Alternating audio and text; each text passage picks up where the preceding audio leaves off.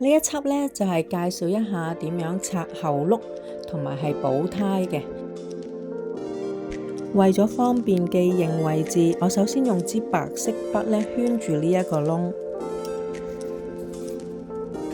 第一個步驟，首先攞支6mm嘅六角匙，逆時針方向扭開呢一條軸心，記得係逆時針方向。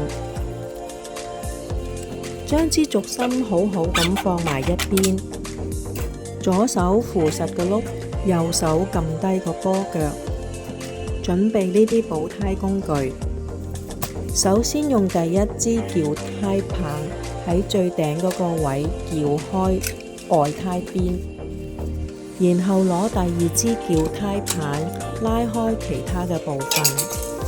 有時需要用到3支嘅撬胎棒幫手。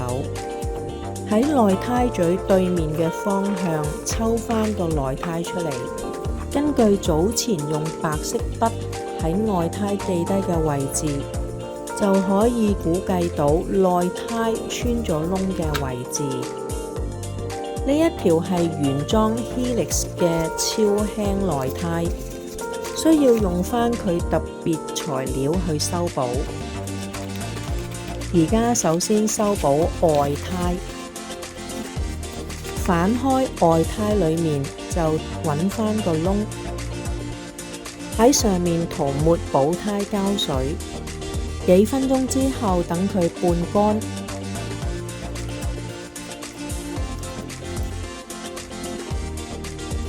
喺外胎裏面，我哋貼上補胎貼。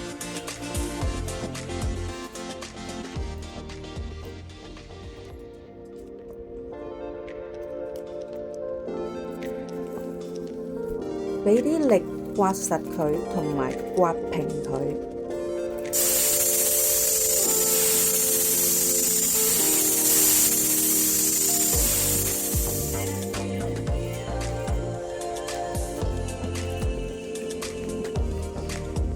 將外胎放返入車鈴。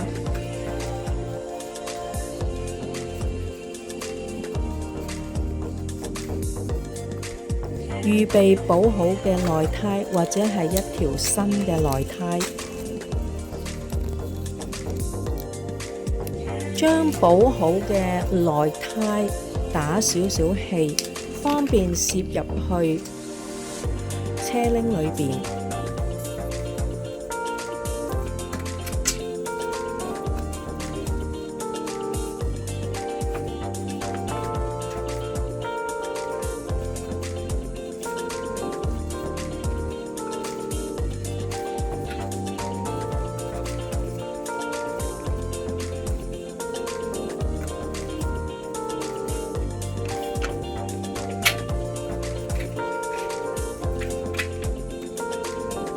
呢個步驟要小心啲，慢慢將條外胎攝入去個車鈴裏邊。呢個動作呢，就唔好夾到條內胎，否則的話呢，條內胎又是再穿窿㗎啦。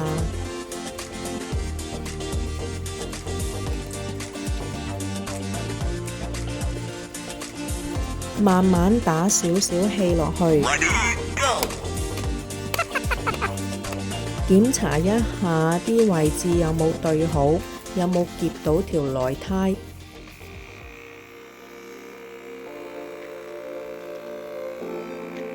而家就係打氣嘅步驟。內胎唔同牌子、唔同質地、唔同厚薄，都有唔同嘅承受最大胎壓。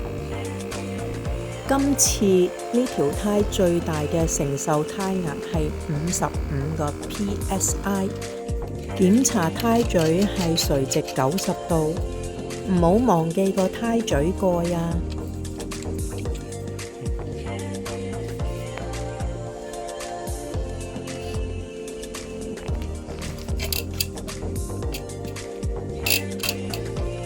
安返個車轆上去車架上面。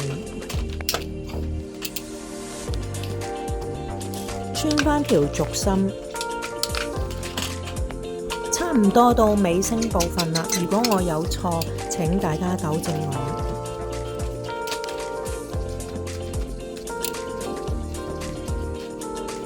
用6mm六角匙順時針方向擰翻實個車轆。